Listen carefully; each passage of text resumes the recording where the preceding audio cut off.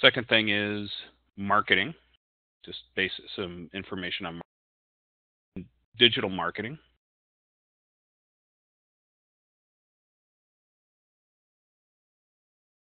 Outsourcing, because there's a lot of that going on. And then finally, conclusions and Q&A. So that's what we're going to cover here today. And I will actually break out of the PowerPoint a couple times during the process to show you some things that I've got queued up on the web. So just in case you're not sure who I am, my name is Jim Sackman. I'm the owner of Jim Sackman Business Coaching. I'm a franchise holder of Focal Point Business Coaching.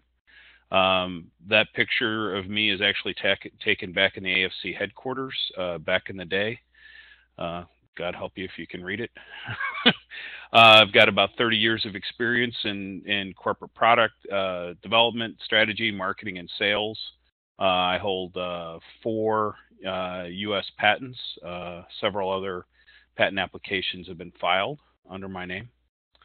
I'm the former board member of the Sonoma State University Engineering Endowment Program and a former member of the Cielo Communications Technical Advisory Board.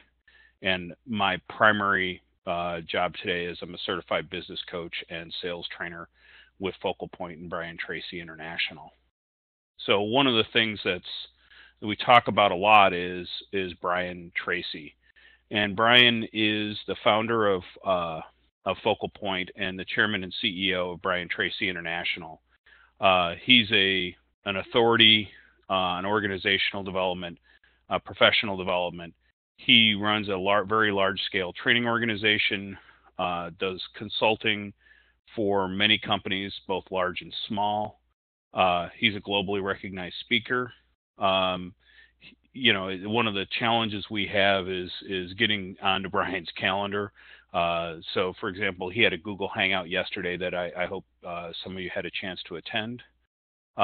He's offered over 60 books and produced over 300 different audio and video programs along with it. So I have some goals from this webinar, and I want to share them with you. The first one is to put digital marketing in context. So what I want to do is make sure that everybody's got an idea of what's going to happen, you know, what's happening now in the digital world, all the elements that are going on out there, and all kinds of information that's available, people to talk to, things like that.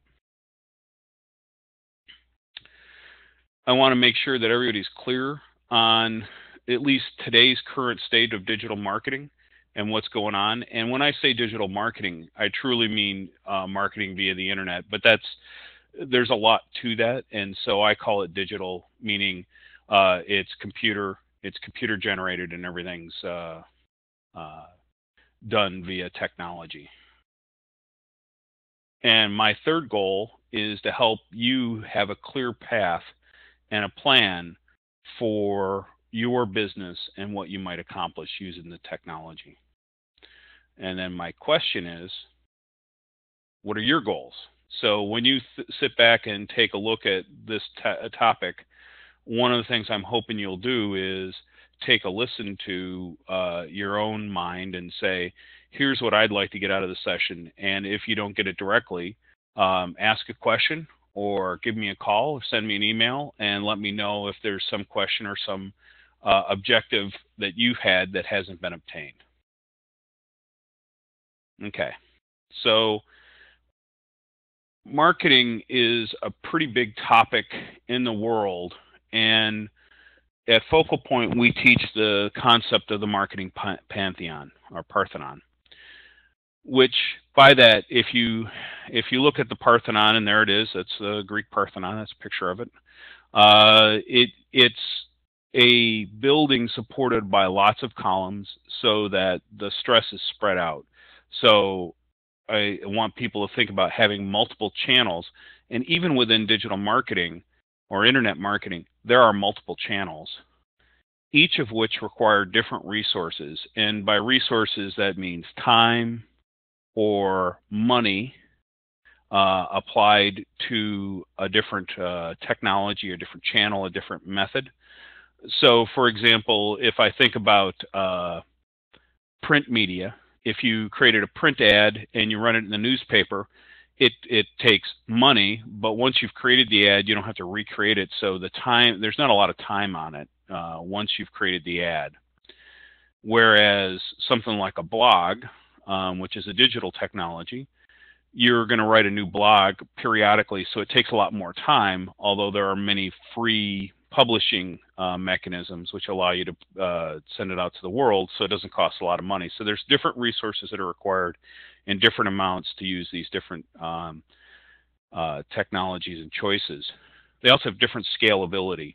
And by that, some things like networking are only scalable with your own personal time.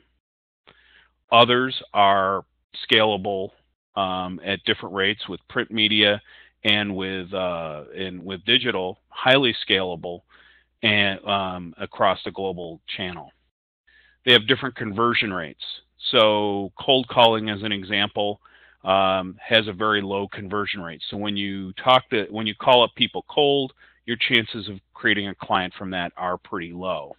And finally, they end up on a different timeline. So by timeline, I mean how long it takes from when you start putting effort into a channel till you get conversion, till you get information out of it, or leads out of it, or people out of it.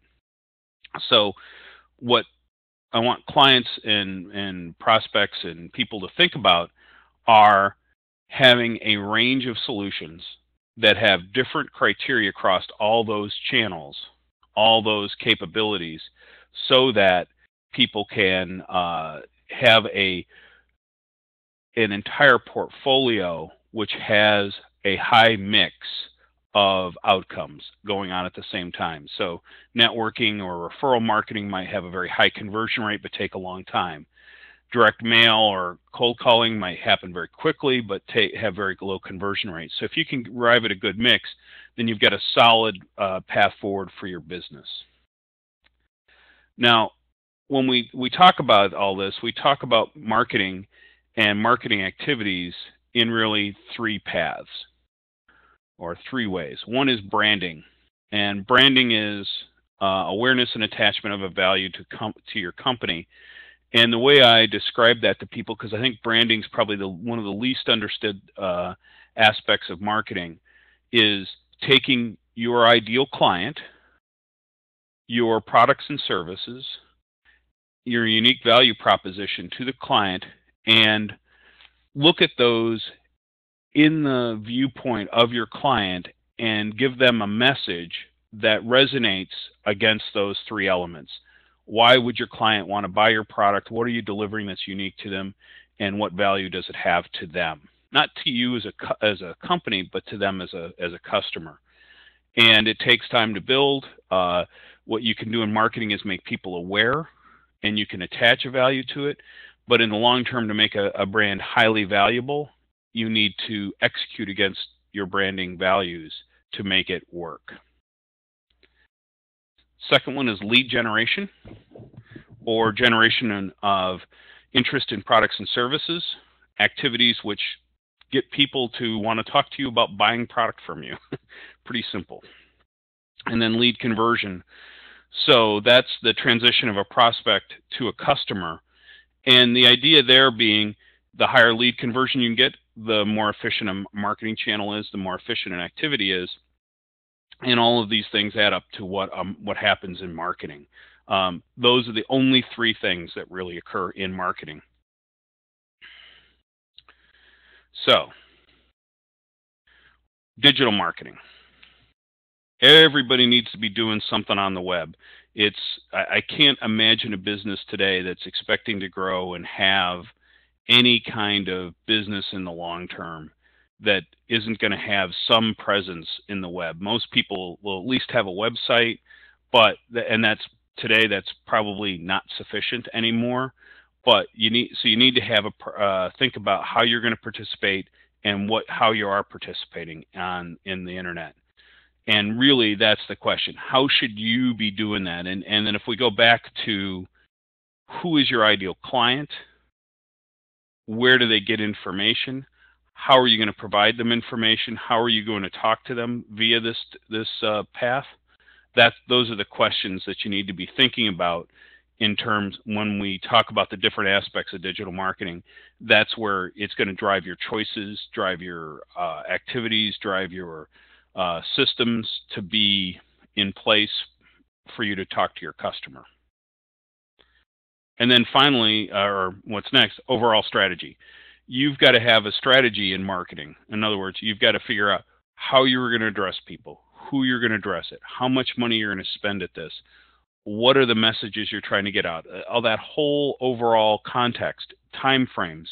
For example, with this webinar, for example, and this is a marketing piece for me, it's a 6-week activity for me to be able to create the webinar, get it marketed, get it promoted so that people participate in it.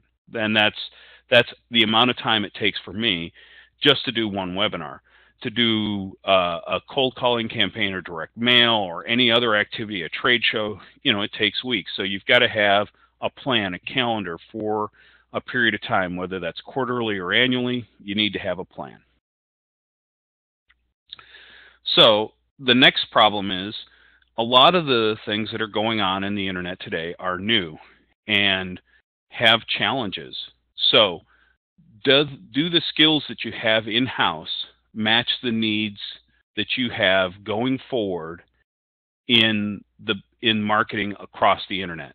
So does the skill set match your needs? Now, that doesn't mean do I not have good marketing people, do I not have good marketing instincts, but there are also technical issues and learning issues involved, and I'm going to show you some examples of that later, which ought to surprise you, I hope.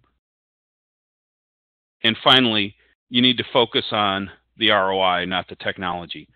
All things marketing, all things sales related are all about return on investment. So if you're going to be doing this on the internet, you need to measure channels, you need to understand what you're doing, you need to have plans and metrics in place to be able to determine, am I getting an effective return on investment for the money I spend on marketing in the digital domain, in the internet?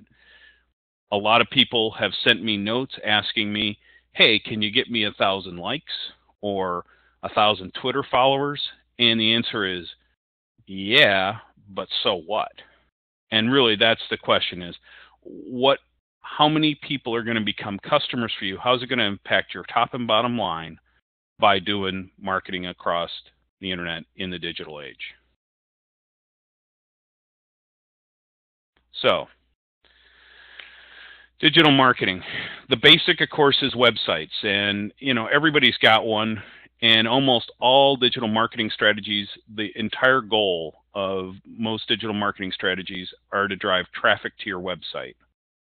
And by that, I mean, if you have a coupon that goes out or an email, then your entire mechanism needs to be, hey, I've got a website over here, come to it, pick up some information, do whatever you need to, but you want to drive traffic there. And the reason is once people are there, they may take a look around beyond the page they originally landed on. So that's the entire goal of most digital strategies. Number one, get somebody just hooked and get them to your website. So the next problem is now you have to have a strategy for your website, right? How much of it is going to be a branding tool? How much of it is going to be a lead generation tool? How much of it is going to be a lead conversion tool, right? Beyond driving traffic to your website, you have to say, here's how I want people to engage the website once they've landed there. I want them to see a demo. I want them to have interest in the information I'm delivering. I want to direct them down these different paths depending on whether it's a branding question, depending on whether it's a lead generation question or a lead conversion question.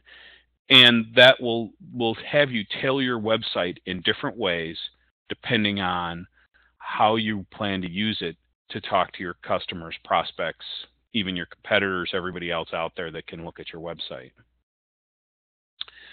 You need to publish your branding message. that's number one key out there.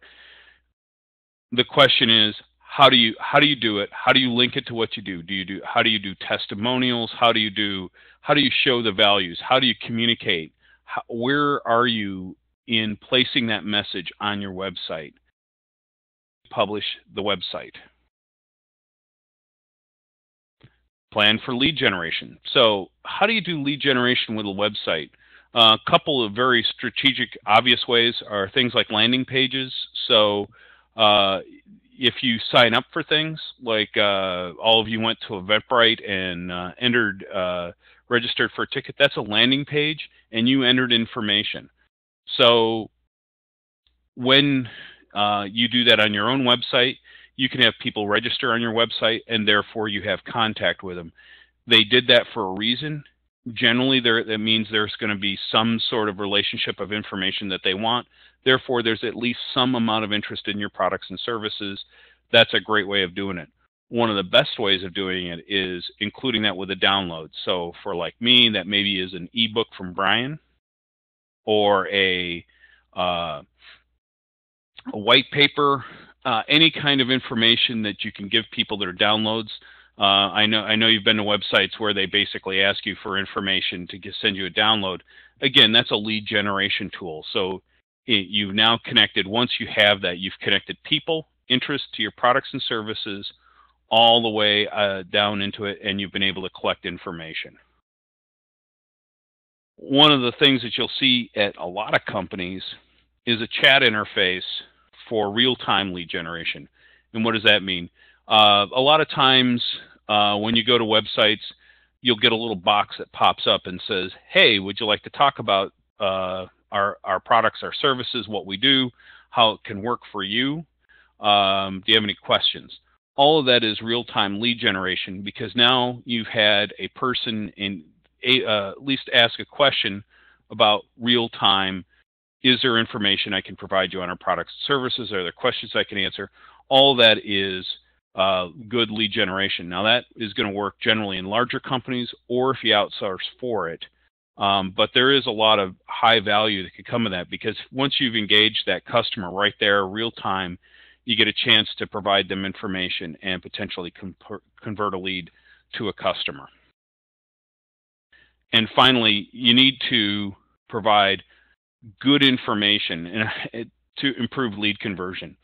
Now, I go to a lot of websites, and I'm sure you do as well, and essentially, and I'll use one of my favorite examples, LinkedIn has packages up there for salespeople, for small businesses, for enterprises, to advertise, to connect to people.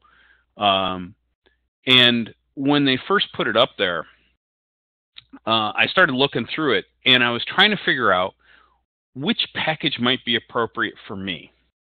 And the answer is, I couldn't figure it out. And the reason I couldn't figure it out is, it took me a while.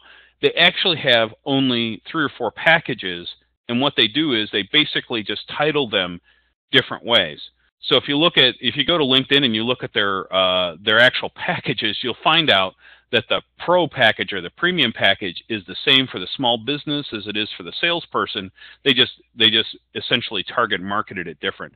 So it's not clear to me that they actually put in thought into converting me as a lead.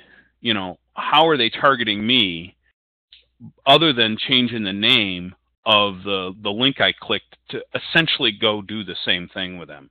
So when we talk about lead conversion, really you've got to talk about what's your value proposition, what information would a customer want to be able to help them make a decision about you and your products.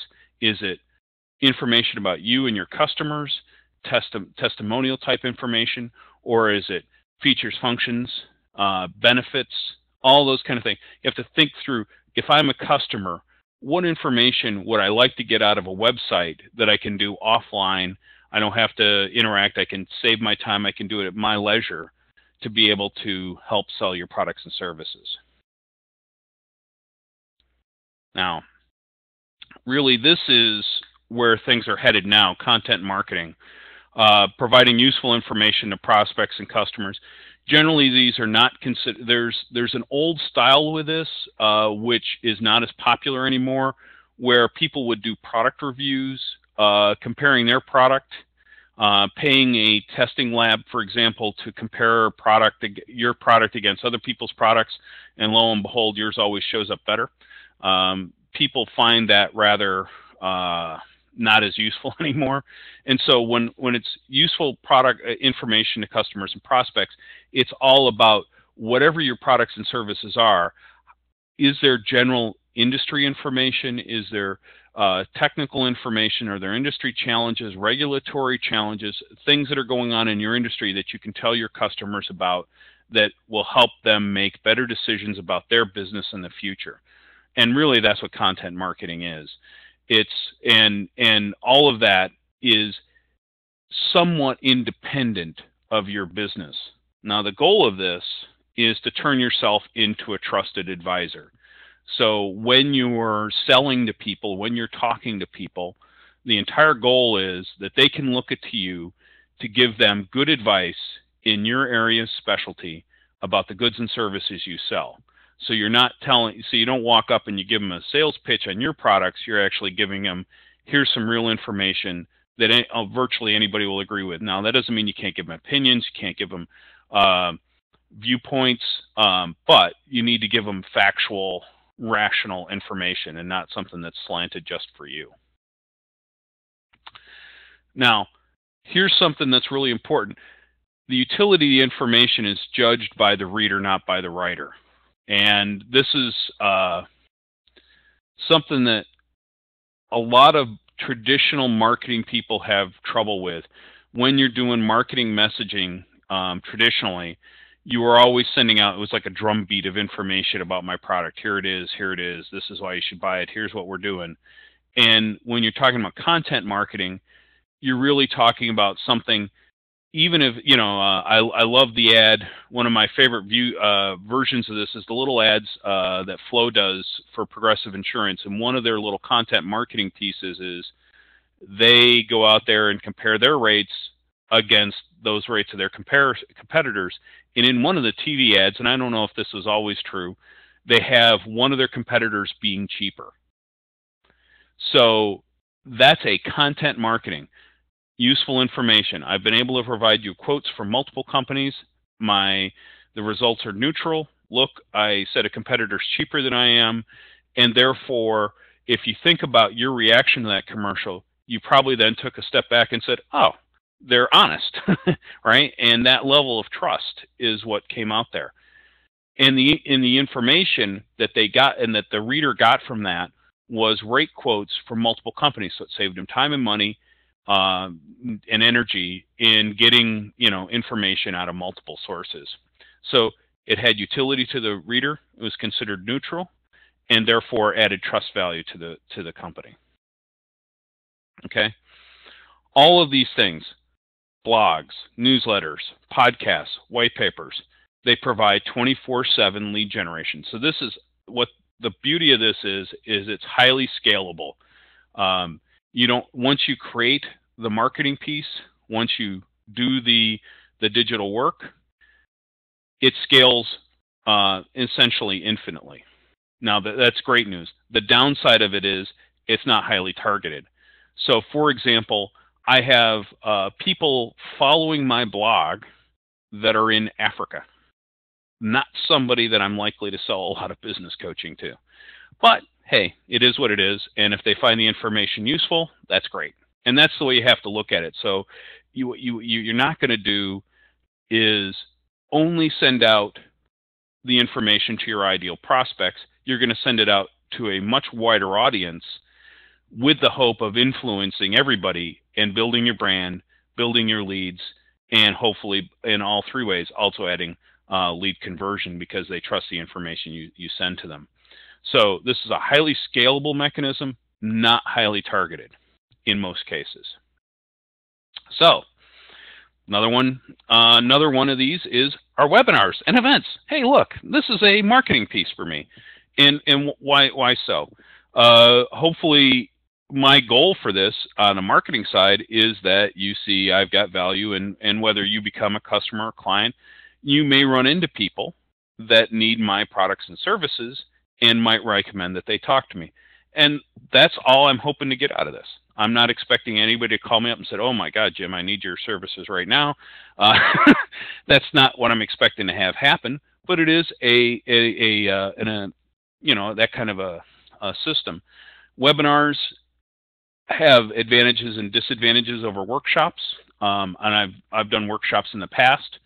Workshops are more local, and for me, that's better because my target market is local.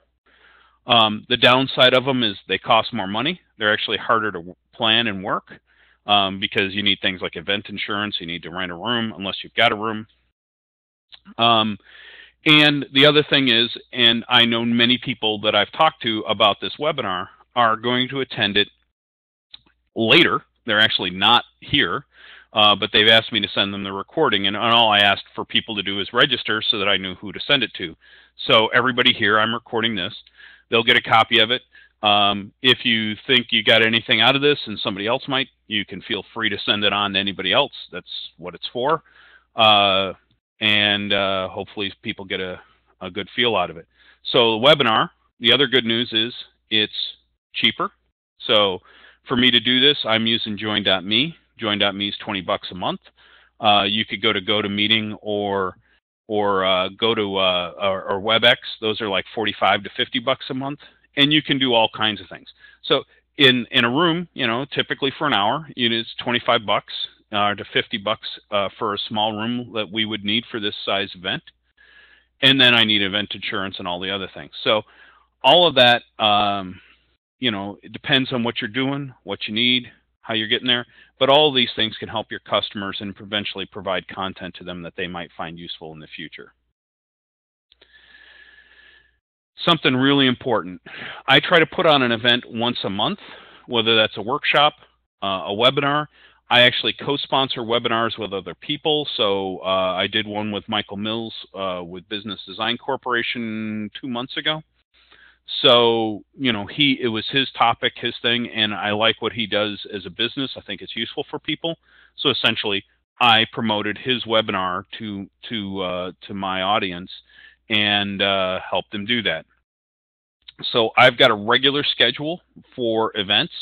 I also have a regular schedule for my blog. So that kind of consistency helps, and I'll get to why in a second. The second thing that's important is original information. And this is probably more important with blogs than anywhere else. But if you don't have original information, then when it comes to be searchable, and this is where all of this comes down to, is the blog, the webinars, the events help make you findable on the internet. So there's so many other of your competitors out there. If people can't locate you out of the noise, then it's hard to promote your business this way. So if you get a regular posting schedule, if it's original information, if people find it valuable and repost it, then your searchability increases dramatically. So I've talked to a reporter that I used to work with, and he's now a corporate marketing guy at Metaswitch.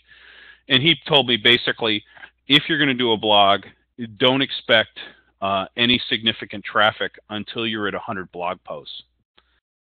And then also make sure that your content's original, which we've talked about.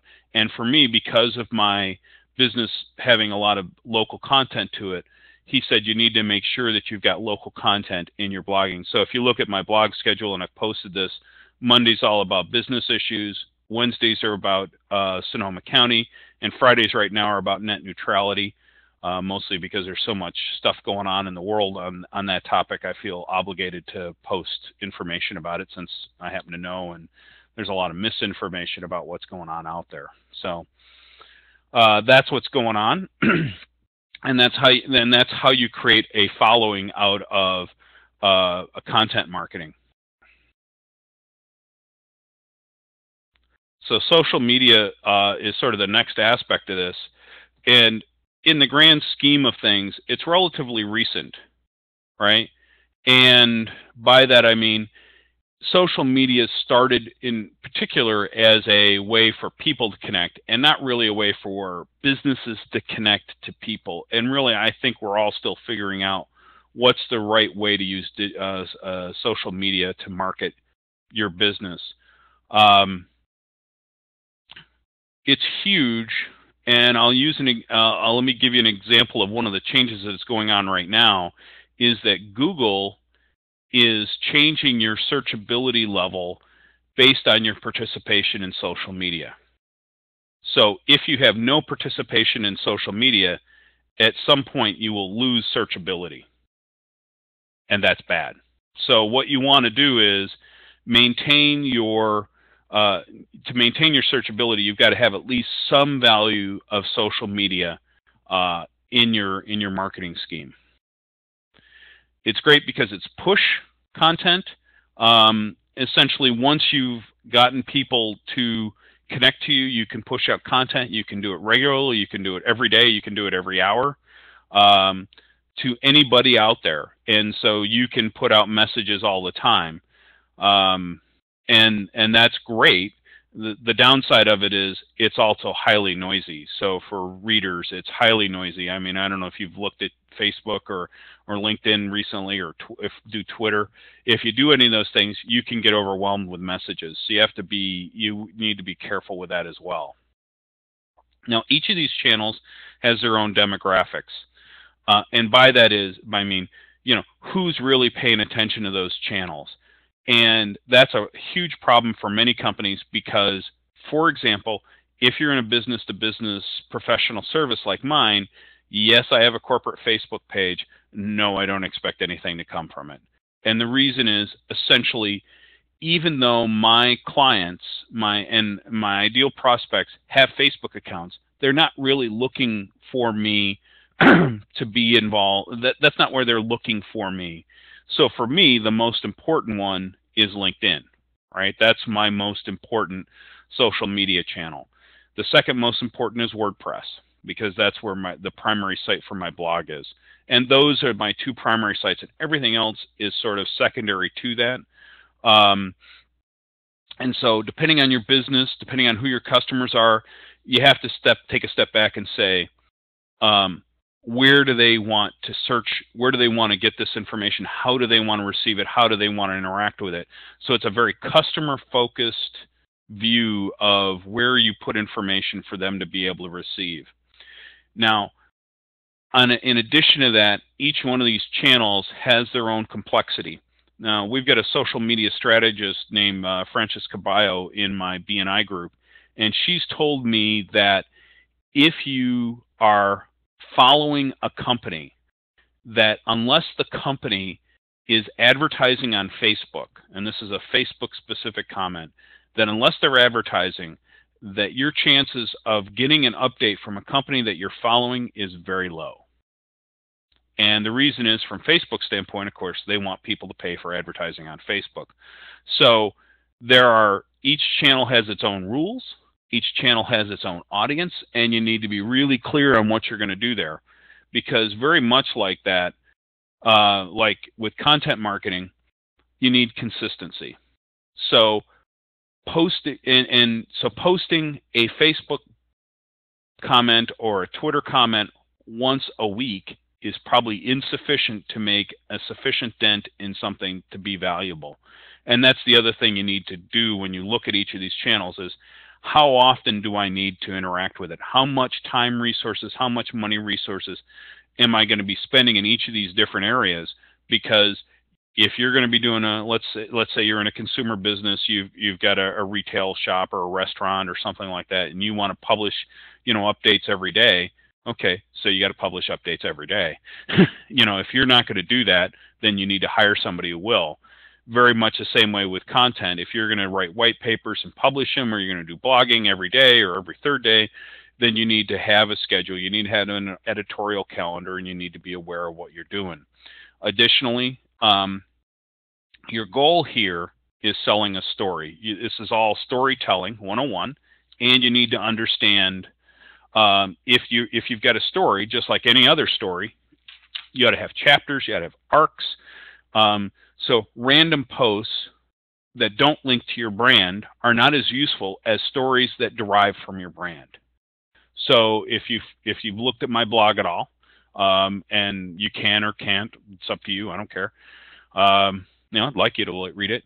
I did a lot of story arcs around my past employment and how that linked to business issues that I teach in my business coaching practice. Now I'm working on a story arc around how you plan for a startup business. I've got lots of people who approach me and who are starting a business, and they want advice on how to do that. So I'm posting topical issues on things to consider in an initial business plan, and that's one of the story arcs I'm following at the moment. And that's the way you need to think of it: is don't be random. And that's really hard. Back to the skill set issue is, if you're just going to show up and post random stuff, it may actually not add any value. And remember, your whole goal of this is to get ROI. So if you're not going to have value, then no ROI. So what's your story arcs associated with that? Consistency over time. Again, you got to post on a calendar. So you need to have that. You need to be thinking about what's my editorial calendar for all this information. Makes it a lot more complicated than you thought it did, didn't it? Okay. Another new area is reputation. And this is somewhat different than social media, because this is the other side of it, which is not only do you get to post information, but your customers, clients, prospects, anybody actually gets to post about you. You may not like what they post about you. You might like it a lot. But, Yelp, for example, if you're a restaurant or a store, you probably need to be monitoring your Yelp ratings, because it can impact, younger people in particular rely on that mechanism for product choices. That whole thing is really different than it used to be in some ways, which is everybody was looking for referrals, right? Referral marketing, the ability to have your friends tell you that they like something, has always been a very powerful tool in marketing. Now, anonymous people you don't know, can give you advice about a product or service before you get there. So people walk in the door with some preconceived notions about what they might get, how their experience is going to be, and so you need to manage that. So needless to say, all of this has huge lead conversion implications. If you end up with a bad reputation, you need to spend time repairing it. The challenge is, of course, if you react very abruptly online to a negative reputation, then you're essentially going to drive other people away. So you have to be very careful about the customer being right and respond effectively both online and in the real world to negative reviews. So if you get a negative review, you need to take it seriously as an issue in the business, and essentially you should think of it as a way of looking at your business for improvement. But on top of that, you need to deal with it online, at least acknowledge the comment and post any corrective action that you feel you can online. This is something else that you need to avoid. Many positive posts actually come from a company itself. People can see right through it. If you go online and you look at a company and it's got a very a 50-50 sort of split between very positive reviews and very negative reviews, people are going to assume that the positive reviews come from the company itself, and they're basically going to ignore them. So don't do that. So, people will often ask their employees to post really nice things about them online. You actually want real client testimonials. People will recognize this and deal with it, and you just don't want to do it. Now, there are also forums for commentary that are completely outside your control. You may not even be aware that they exist. Throughout the internet, there are posting forums, chat groups, technology interest areas, just interest areas in anything where the people have message boards, and your company can be completely ripped there and you have no idea. So just be aware of it. Many of those places in particular are very negative, and there's nothing you can do about it. So just be aware of it. There's no point in searching for them all because you'll never find them all. They pop up and go down all the time. Just be aware that you cannot completely control your online reputation. Some other things you need to think about. Email is still by far the single largest and most popular push marketing channel. I would say today for many businesses is actually still the most successful. And so you need to be thinking about your email strategy. For me, for example, what I do is I publish a newsletter via email every month, and I advertise these workshops and sessions that way. Local search, there's a thing called getlisted.org that you need to think about. There's a zillion listing sites, Google Maps, MapQuest, Bing, Yahoo, blah blah blah blah blah. They've got all the listings of all the businesses, and they help people locate businesses. And you need to be in as many of them as you can without spending a lot of money at it. Internet business databases can be used to locate leads, things like InfoUSA, Sales Genie, where you can buy business information that's publicly published to help locate leads that can be helpful for you. And finally, there's coupon systems like Amazon Local and Groupon that can be used to push products. So it's ways of directing people to products and services that you're interested in promoting. Now, outsourcing. It's a really important part of the whole process. If digital marketing needs to be part of your plan, and marketing needs to be part of your annual plan, and your annual plan needs to be part of your strategy, what is your strategy and how are you going to get there? Now, a lot of people don't, like I said, don't have all the skills, and I'm going to drop out of PowerPoint for a second and show you what I mean. And this is a company called FuseViewer that's actually here local in Santa Rosa. And this video is going to show you what they do. And this is a Mike's Pizza example.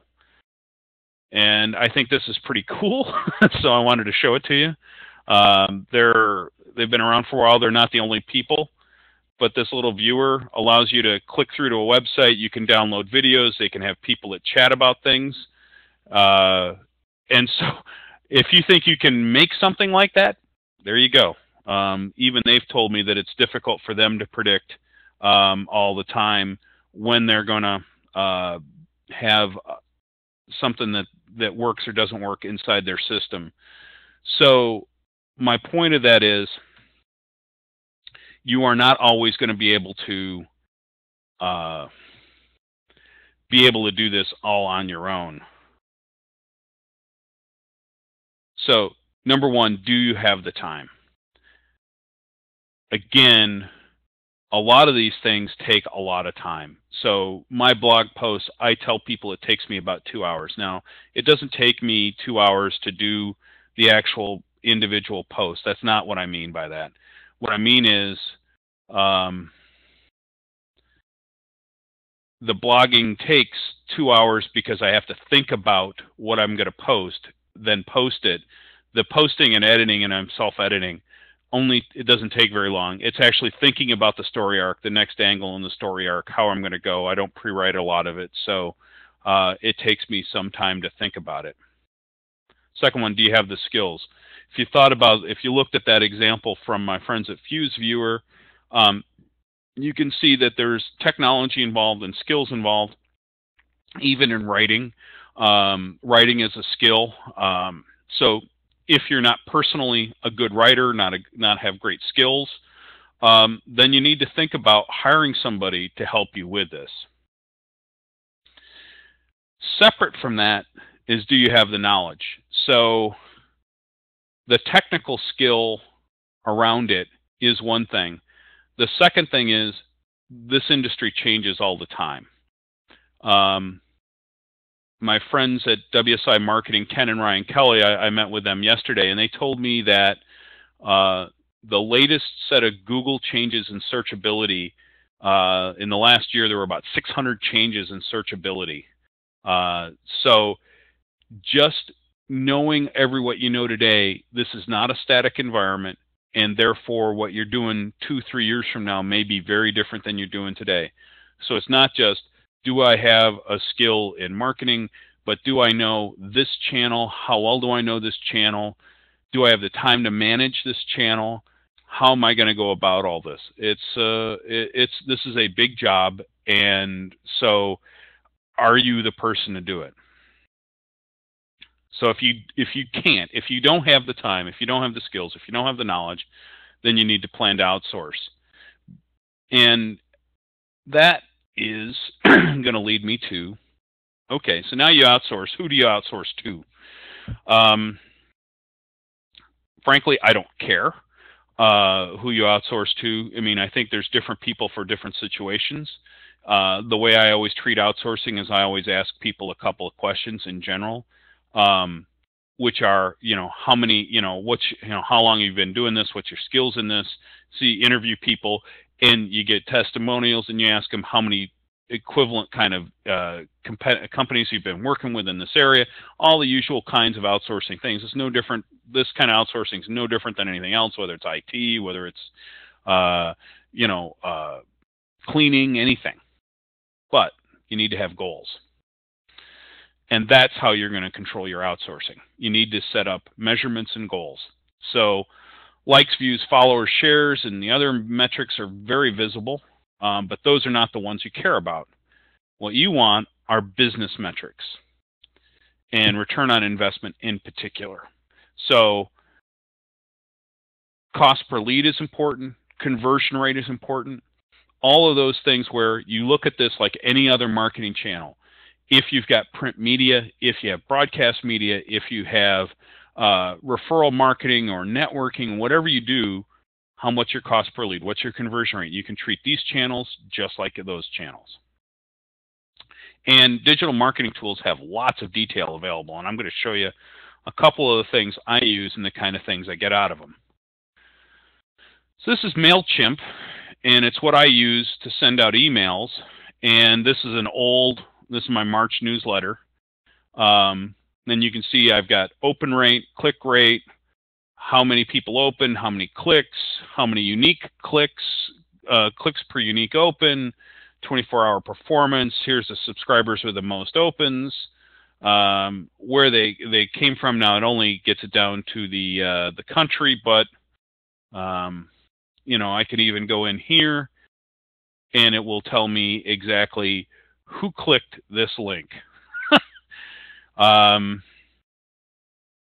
So then if there's something here, I can follow up with these people and say, hey, yeah, that was a great tool. That what do you want to know? Is there more information here? So it's a tool that I can use to look at who clicked, like George Merrick, the IFG guy out of Sonoma, clicked this link 3 times.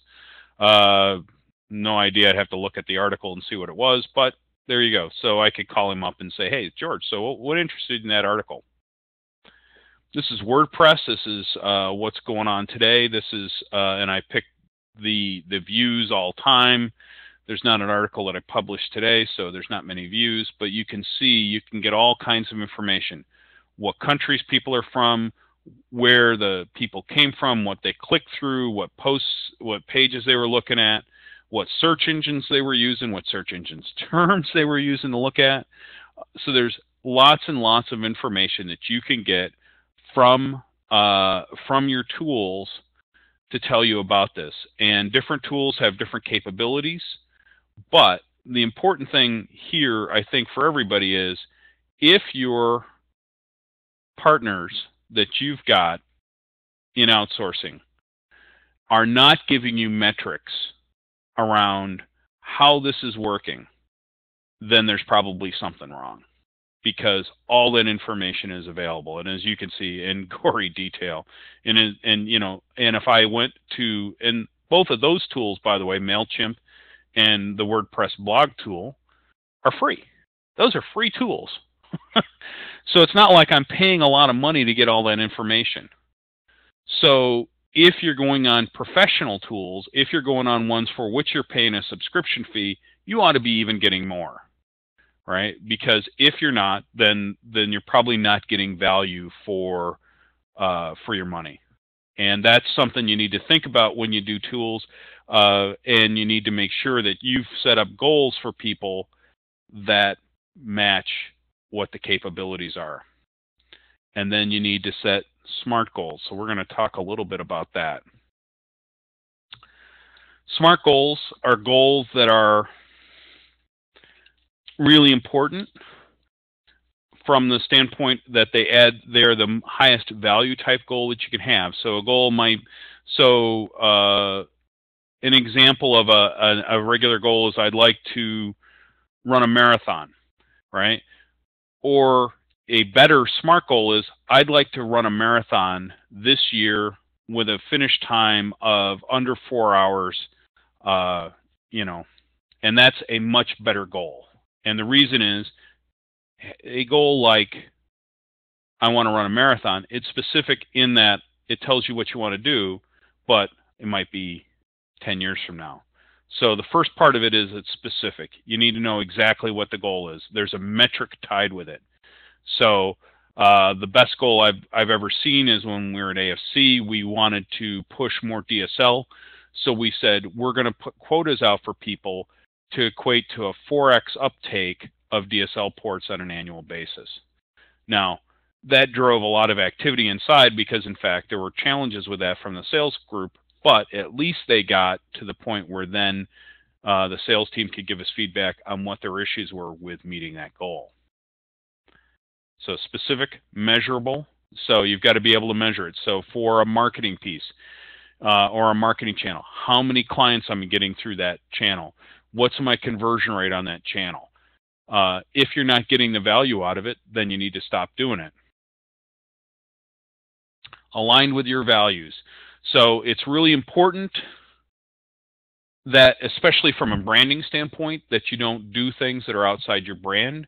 If you're there to, no matter what it is, if you go contrary to your brand, you're damaging it. So whatever your brand, whatever your values are, what your mission statement is, that's what your goals need to be. So if you're there to help people, don't push so much information on them that it buries them in useless information. Realistic. So one of the big challenges I've had at least one past employer is they wanted things to happen way too fast. So realistic. If you think you're going to do digital marketing, don't expect an answer tomorrow. Don't expect it to change tomorrow. You need to say, what are my plans for a quarter from now, 6 months from now, a year from now? So if you're going to do this, be consistent, have an annual plan, and budget for it to take a year. Right? If you don't, then you probably are also missing the time-bounded aspect of it. Now, all of this, if you set up a set of SMART goals with a plan, the beauty of it is when things go wrong, you get to change direction. So the usual analogy that people use is a map. If you are trying to go somewhere and you don't have a map or you don't have a destination, then it really doesn't matter which direction you drive, right? So the whole point is you have an end game. You've got a plan. You've got a destination path. You've got a way to know that you've reached the destination path. And then you can adjust your trajectory based on what you're doing. So if you want to get 100 new customers via content marketing, then that probably means maybe you're doing it with white papers. How many downloads does that need? What's your follow-up strategy for calling people once they've downloaded the white paper? All those items. How is that going to work for you? How are you measuring your success against that? What's your plan to execute against it? How is it going to change when you reach that? So we're basically close to being done. Got about 10 minutes left, or 5 minutes left. So I can take a couple questions if you got them. Remember, you need to be doing this stuff here. It's big and complicated. It's ever-changing. Business rules still apply. And plan your work and work your plan. there's any questions, feel free to type them in the chat window. If not, I'll give it a minute and end it. And thank you for letting me talk to you about this this huge topic of digital marketing. So it looks like we have no questions. So that's great. And I look forward to sending you out the link later today. Like I've said, feel free to share it with anybody you want. And have a great day and great 4th of July. Thank you very much. Bye-bye.